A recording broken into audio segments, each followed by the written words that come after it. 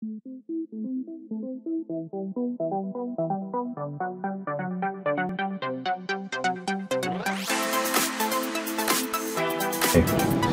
right, we're here with G.R. Mobley, and we are talking about the audit process of the U.S.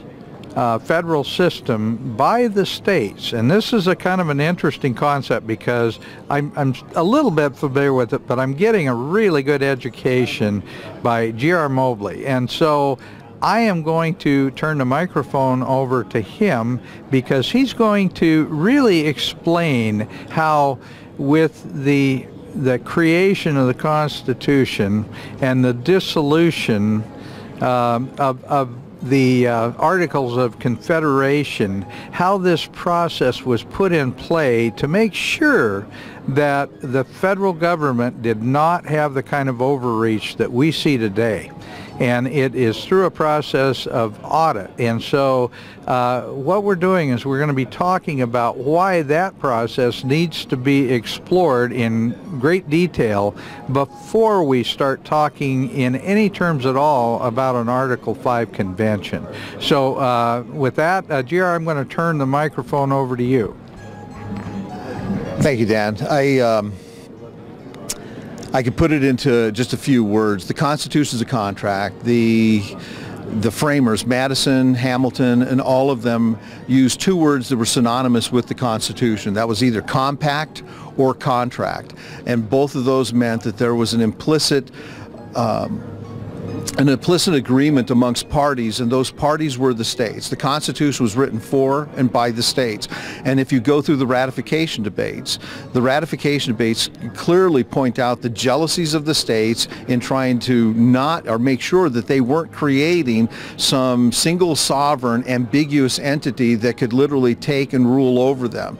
And throughout the ratification debates, there was plenty of evidence that provides that no, as a matter of fact, George Nicholas in the Virginia ratification debate says if it's not in the Constitution, they can't meddle with it. Madison said several times that the jurisdiction of the Supreme Court, the jurisdiction of the federal government was limited by the enumerated powers, period. Therefore, when one starts looking at what we have as the jurisdiction of the federal government today in marriage, in energy, in education, in healthcare, and so forth, you know that those are not within the Constitution. All of those are usurpations that the federal government has stuck their nose into, and they've been doing it through a very maniacal process. The problem is that we fell asleep in not recognizing and maintaining the vigilance that the Constitution was a contract. The fact was that and I said this before as I was telling you, that the ratification debates are they're legal appendages to the Constitution. That's because in the ratification debates, Madison clearly states, Hamilton states, all of the framers who were testifying what this Constitution means, they're saying that this line means this, the necessary and proper clause means this. Almost every state talked about the necessary and proper clause, and they said that it was only limited to the enumerated powers. It didn't mean that they could create any ambiguous powers. And because they said that, that's a legal binding definition of what that meant. And bottom line, we have obscured what those ratification debates are, and I'm telling you that those are legally binding documents that explain the Constitution. And there's been a reason why they've obscured those documents for 2 centuries, and that's because if you read those and you understand it in that context, that the Constitution is a contract, and here are the definitions of that contract, then it blows away any of their arguments in taking on all of these new roles, responsibilities, and powers. The best example I can give you of taking on a role, responsibility, and power was the federal government in 1817 tried to create the groundwork for the Department of Transportation. And this bill came to Madison. As a matter of fact, even before this, the background on this is his friends from Congress came over and said, hey, we want to make a hallmark legislation for you. You've been such a great stalwart, servant of the people, and, just a beaming example. And and they said, what could we do? And he basically went down this, he goes down rat holes like me, and he said, you know what the Republic needs is we need to improve our commerce, our flow of commerce. So if we could make our highways and waterways flow commerce more efficiently, then nobody could beat or mess with us economically. We could be the dominant force of the world. And he was absolutely right. But when they went back over to Congress, they created this bill that was going to create the groundwork for that. And he vetoed it. And so he vetoed it because he said you can't just assume these powers. The necessary and proper clause, supremacy clause, general welfare defense clause, and commerce clauses are not portals to assuming new powers. They only apply to the enumerated powers, that you have to go and appeal to the states to give us these powers. And the other background to the Department of Transportation, they attempted this with James Monroe in 1822. They attempted this with Andrew Jackson in 1830. And all three presidents all vetoed it, saying you have to amend the Constitution to create a Department of Transportation. I ask you today, why do we have a Department of Transportation without an amendment? Because people forgot that it was a Constitution, that the states had the authority and had the power over this, and that is why inherent in a contract, the parties over that contract can audit or step in at any point in time and interpose their authority and say, you cannot do this anymore. You're running us into the ground. We never gave you the authority. We're taking all of these things back. And that's what Republic Review and the auditing process will do. It will enforce the contract. Well, that makes perfect sense, and it's mission creep, and that's kind of been the federal government for a very long time. But that mission creep, now you talked about the Commerce Clause, but now we've got all these other areas within our government that have no constitutional basis whatsoever. Right. And now, because of all that mission creep, and this is where I see the Article 5 convention thing heading. Right. They are trying to, I believe, amend our Constitution to allow all those things, which would mean the states would lose their power, and that's, I think, the direction that they're heading. Tell me what you think. You're absolutely correct, but the most dangerous thing about the Article 5 convention is not whether they could get an amendment through, not whether they can actually do all sorts of damage via the amendment process, but there's this term called collateral estoppel. And even though the amendment process has nothing to do with enforcement, and I want to be very clear here, they're not combined. But what happens is if you actually convene a Article 5 convention, the progressives will deem that as you're dragging the federal government back to court and saying, we find deficiencies with this contract and are going to, correct this. There's a difference in correcting deficiencies and enforcing the letter of the law. And so I believe the progressive lawyers will try to say, hey, you can't audit the contract. You already had this convention over here, right, and you failed to do anything. So everything that we're doing now is implied, because what you're saying is if you fail to fix things, then everything when you walk away becomes implied. That means that everything that they've been doing is implied, but it's not. And the states should not buy into or even allow that, because the Constitution is very defined, that it can only come from the states, and that the Article 5 process would be a failed attempt in just trying to make an amendment or a change to the contract, not in enforcing that. And so the only way that we can actually tear this apart, to take this Leviathan apart and get the federal government back into the framework of the Constitution, is this auditing process. Okay. And that auditing process, we need to get the support of the various states. So this has got to be really a nationwide effort, because we can't do this one state at a time, really, can we? Yes. Oh, it's called David and Goliath. Because I'm actually focused on 6 states. Wyoming is my favorite state because it is the reddest of red states, and the Constitution is still in the DNA of the Wyomingians. North Dakota, South Dakota, Idaho, Utah, and Kansas. Those are the 6 reddest states. If we can get one of these states to stand up, it will then create an education level, because as one state stands up and goes, you need to stay, because that's exactly what Madison and Jefferson did in 1798. We got 2 states to stand up against the Sedition Acts. Now they started educating their fellow states to say, you have to join us. And so there's this huge exchange of information that will occur. The states will all of a sudden start going, wow, we can do this? We have the authority. Nobody told us we had this authority. I thought they were supreme. We're supreme. And so these epiphanies, and I call it like cancer education, because when people start recognizing that there's a cure out there, they want to get immersed in it, and they'll start learning that the Constitution was literally hard, fast, defined, and limited. That they can't be doing all of these things, and they'll realize that the states have all this power. And through this education, is where you'll actually create this wildfire that will be, it'll just literally cover the landscape of the republic, but it has to start with one state. So I have a radio show on Red State Talk Radio. It's from 6 to 7 p.m. Eastern Standard Time, 3 to 4 Pacific Time. In Mountain Time, since you're in Montana, I'm from 4 to 5. And so if you tune in, I actually talk about how I am focused on those candidates who signed my pledge of doing 6 actionable things in their state legislature sessions. To, one, create a coalition, and to get other state legislators to sign off on creating a bill and creating a resolution to be the first state to do this. And as they do that, then they can actually start calling upon the other states. So what I did in this last Idaho election is I got one candidate, and I had my listeners contribute to his campaign, and he actually unseated a 30-year rhino, and he is now going to be going into the state legislature of Idaho in 2019 calling for an audit.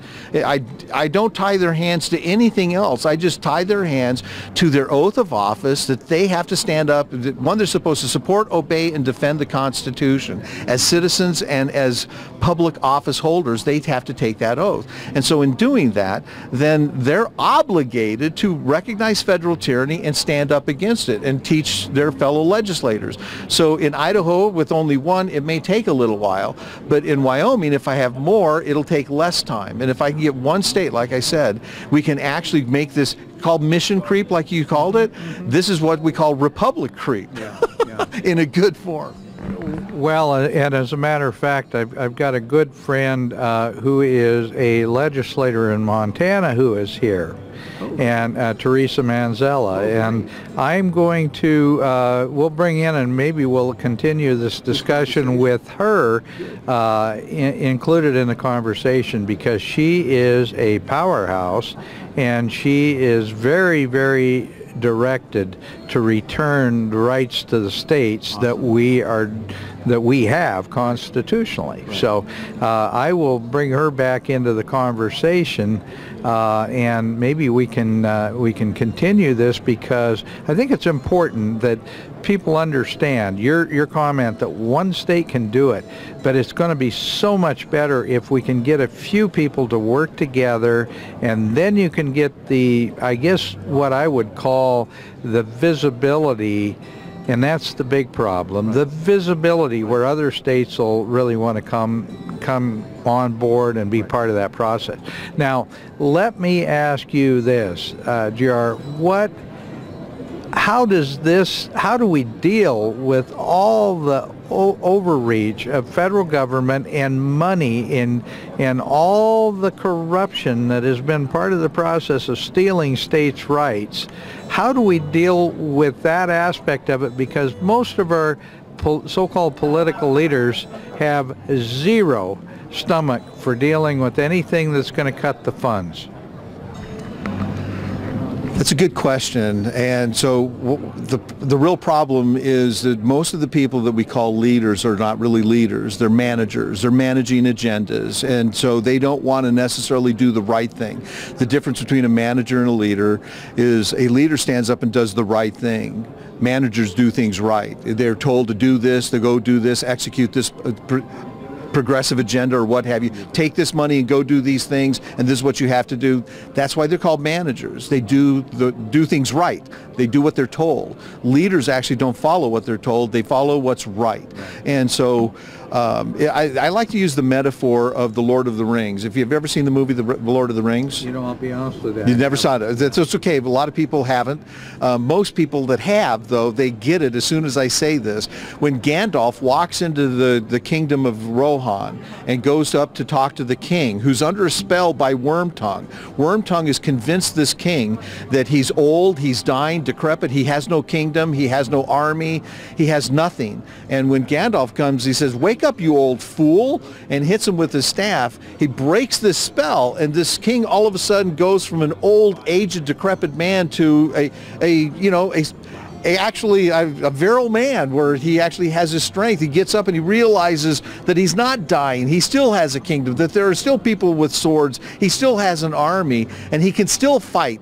And he basically recognizes that he still possesses the sovereignty or the authority. The states are been lulled by all of this Wormtongue spell for over 2 centuries. And if you understand that the states can actually assume their position in the republic again, they would then recognize that all of this money that's coming in, all this corruption goes away, not as a bad thing, but as a good thing. Right. Because every state now can unleash their economic engines, whether it be raw resources that Montana, Idaho, Washington, and most of the western states possess. As a matter of fact, I'm writing a book that I have to do NDAs on this because I don't want this to get bought up, because it'll be shoveled and buried in some back room. But I'm writing a book that will actually identify how we can move our energy to a point where you're no longer paying by the kilowatt, you're just paying for subscription, just like your TV and cable and everything else. Why is it that we're allowing the government? Because if you look at everybody's budget, and I know I'm going down a rat hole here, forgive me, but this will make sense. Okay. If you look at everybody's budget, 1/3 of their outflow is on energy. Their mortgage and maybe their cars, but the next biggest thing in their line item, other than possibly food as well, is energy. Why is it we're paying so much for energy? Because they're robbing us blind. And it's not like they're putting all this money in the infrastructure, because they keep on telling us that it's aging infrastructure and we need to pay more taxes. And so we can, if the states dismantle the Department of Energy and take it back, we can create a strategy. The company I worked for, I had a 20-year plan that could make us completely independent, where it would be our own choice if you wanted to run gas in your car or water or what have you. And so these are the types of things that really become unleashed when states recognize that they don't have to take this little trickle from the federal government, and they can unleash their engines. And there would be real motivation. It just takes real leaders to recognize these opportunities, and it's the managers that are holding on to the policies and these plans and agendas. No, you're absolutely right. And one of the things that it comes to my mind is that Montana in 1960, we were number 5 in the nation in per capita income. And now we're number 49 or 50, playing back and forth between us and Mississippi. And the difference is all of our natural resources are completely locked up. And they've been completely locked up by environmental interests that really control so much of the federal government and so much of these administrative agencies that are completely beyond the scope and the real meaning of the Constitution. Right. So your point is well taken. If all that energy, if all that wealth were free to do something, we would be so much better off as a nation. Yeah. It is literally unleashing the states to their own destinies. And one of the things that I also like to point out, that if you understand the principles of the reason why the federal government, or I should say the Constitution in Article 4 allows other states to join the Union, or what is another state? Well, back in those days, their paradigm were territories.